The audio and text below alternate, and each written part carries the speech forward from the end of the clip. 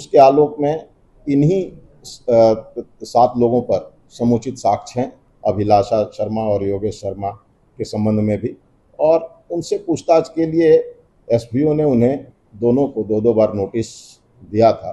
नमस्कार, मैं संतोष सिंह। चलिए, रिशु श्री मामले में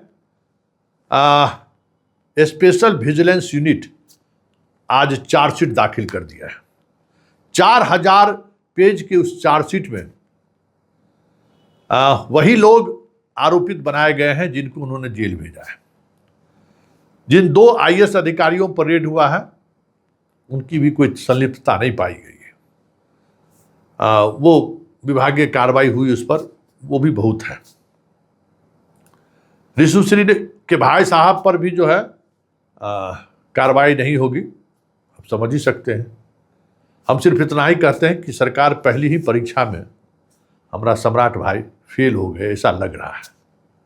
वजह जो भी रहा हो, जिस तरीके से इस खेल को अंजाम दिया गया और जिस तेजी से इस केस का अनुसंधान हुआ, अचानक तो उम्मीद की जा रही थी कि सारे भ्रष्टाचारी इस बार सलाखों के पीछे होंगे, लेकिन ऐसा कुछ हुआ नहीं।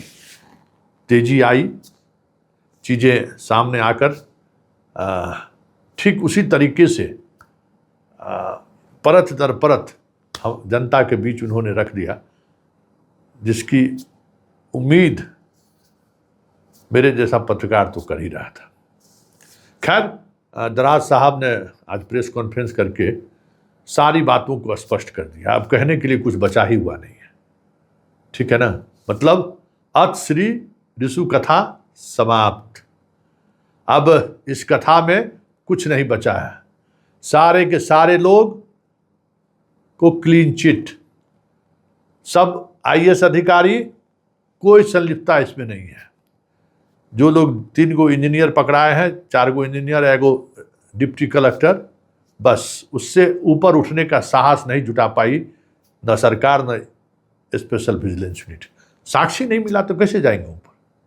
हाँ, लेकिन संजीव हंस पर बहुत साक्ष्य, वही साक्ष्य जिस साक्ष्य के आधार पर वो जेल से आए, ईडी का वही साक्ष्य था ना, वही बराज वाला साक्ष्य जो एक मामले में आया बात सामने, वही पुरानी बात।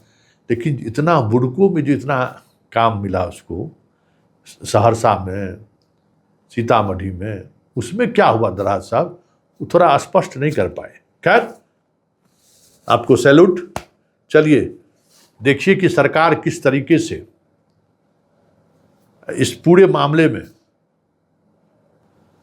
एक एक परत दर परत अपनी कामयाबी का मोहर लगा रही है। इस इतने बड़े अपराध पर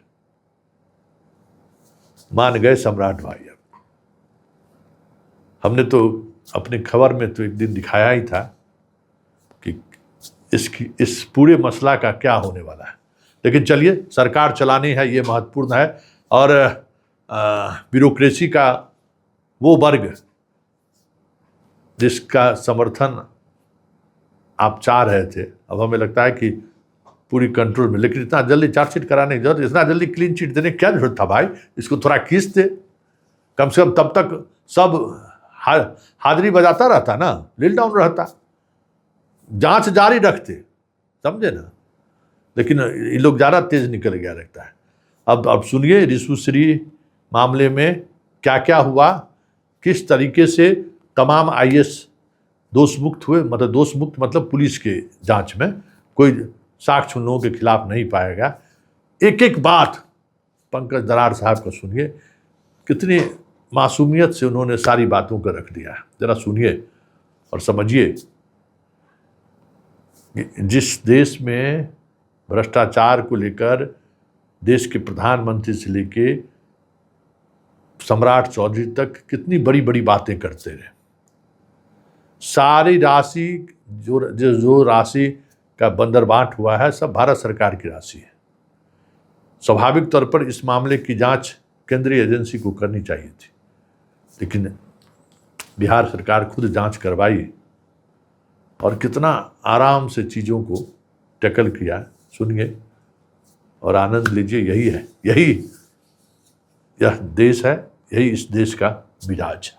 जो मोडस ऑपरेंडाई था उसमें कंपनी, जो उनके अपने कंपनी हैं, जो जिस जैसे ऐसे टेंडर जो जिसमें वो खुद पार्टिसिपेट नहीं कर सकते थे, तो वो अपने फेवरेट कंपनीज को लाइन अप कर देते थे और उन कंपनियों को अपना जो उनका अपना रास्ता था वरीय पदाधिकारियों के साथ, उसका उपयोग करते हुए उन कंपनियों को टेंडर दिलवाने में मदद कर देते थे और उसके एवज में 7 से 10% का वो कमीशन लेते थे और ये कमीशन जो है रिश्वत के रूप में वरीय और अन्य पदाधिकारियों को देते थे।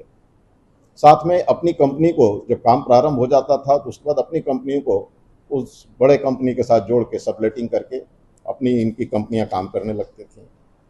वहाँ भी जो भी इन्होंने इनके जो हैं 2 से 3.5% कमीशन सभी अधिकारियों को देते हैं और ये सारा जो है जो उनके मोबाइल एक्सट्रैक्ट में है ऋषुश्री के, जो ईडी ने प्राप्त किया है, उसमें वित्तीय लेन देन के साक्ष्य हैं।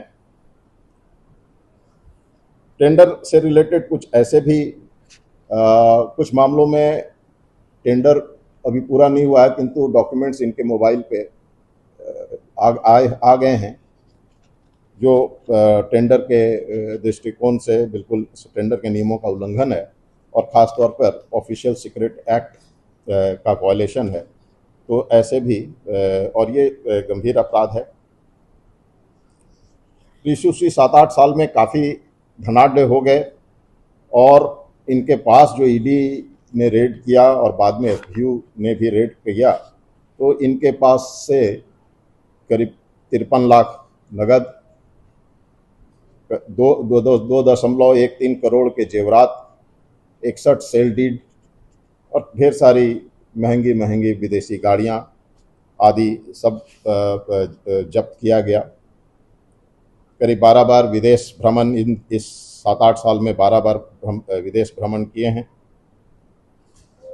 ऋषुश्री के द्वारा बहुत स्पष्टता के साथ एसबीयू को भी अपने बयान में कहा गया है और साथ भी ईडी के भी में जो इनके बयान दर्ज हैं उसमें इन्होंने कहा है कि तारनी दास और उमेश कुमार सिंह को ये टेंडर मैनेज करने में और काम जो होता था उसके एवज में ये रिश्वत देते थे और उसके साक्ष्य भी हैं।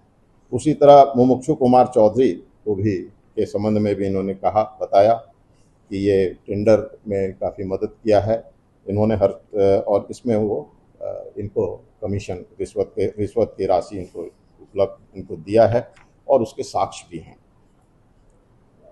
पवन कुमार इनके सहयोगी हैं, ये भी अभियुक्त हैं और इनके विरुद्ध भी समुचित साक्ष्य है। संतोष कुमार भी ऋषुश्री के सहयोगी हैं और इनके एक कंपनी के निदेशक हैं, उनके विरुद्ध भी समुचित साक्ष्य है। मुमुक्षु चौधरी जो सरकारी अधिकारी हैं, इनके विरुद्ध जो है इनके पास ईडी रेड किया तो 2 करोड़ रुपया राशि इनके पास से प्राप्त हुआ था और जब सीतामढ़ी नगर निगम में मुमुक्षु चौधरी के कार्यकाल में इन्होंने काफ़ी टेंडर्स इनके पास हुए और सभी में ऋषुश्री और उनके सहयोगी के जो कंपनी थे वही L1 घोषित किए गए थे। तो टेंडर वहाँ मैनेज किया था इन लोगों ने। और इसी तरह से उमेश कुमार सिंह के विरुद्ध भी साक्ष्य है। इनके पास ईडी के रेड में 1 करोड़ रुपया की राशि बरामद हुई थी। ऋषुश्री द्वारा बताया गया कि मेसर्स तोशिबा वाटर सॉल्यूशन का निविदा दिलवाने में उमेश सिंह ने बहुत मदद किया था और उसके एवज में इनको 1% कमीशन भी दिया गया था और ये इससे संबंध में जो साक्ष्य है वो मोबाइल के एक्सट्रैक्ट के रूप में फॉरेंसिक जांच के बाद स्थापित हुए हैं। तरनी दास जो मुख्य अभियंता थे उनके पास से 8.56 करीब 8.5 करोड़ कैश बरामद हुआ था और ये भी अपने कार्यकाल में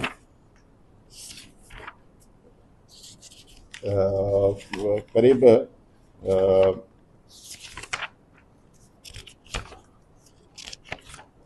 10 टेंडर इनको दिलवाने में मदद किए हैं ऋषुश्री और इनके कंपनियों को। तो ये सभी 7 लोग जिसमें कि 4 प्राथमिक अभियुक्त हैं और 3 अप्राथमिक अभियुक्त हैं, सभी को एसबीयू ने अपने जांच के दौरान समुचित साक्ष्य पाने के बाद अभियुक्त मानते हुए इन सभी 7 के विरुद्ध आरोप पत्र आज 24 जून को विशेष न्यायालय एसबीयू का जो है निगरानी का उसमें समर्पित कर दिया गया। और भी कई अधिकारी लड़ाते हैं आज ये कांड जहां जितने भी जो तथ्य आए हैं, जो एविडेंसेस आए हैं, उसके आलोक में इन्हीं 7 लोगों पर समुचित साक्ष्य हैं और इनके अतिरिक्त किसी और व्यक्ति पर अभी तक ऐसा कोई साक्ष्य नहीं आया है जिसके लिए उन्हें आरोप पत्रित किया जाए। अभिलाषा शर्मा के गौरव सागर ईडी से एक पत्र जो आया था उसमें उल्लेख था अभिलाषा शर्मा और योगेश शर्मा के संबंध में भी, और उनसे पूछताछ के लिए एसबीयू ने उन्हें दोनों को 2-2 बार नोटिस दिया था। कतिपय कारण से वो हाजिर नहीं हुए और उनके पक्ष को हम लोगों को सुनने का अवसर नहीं मिला। चूँकि आरोप थे और आरोप की जांच महत्वपूर्ण है और इस दृष्टिकोण से हम लोगों ने विधिवत न्यायालय से परमिशन लेके मजिस्ट्रेट डिप्यूट करके उनके आवास पे छापामारी की। दुर्भाग्य से किसी तरह का कोई आपत्तिजनक दस्तावेज या कोई धनराशि ऐसी कोई प्राप्त नहीं हुई। इस संबंध में उनकी तरफ से कोई जानकारी हम लोगों को नहीं प्राप्त हुई। तो आगे भी कार्रवाई जारी रहेगी?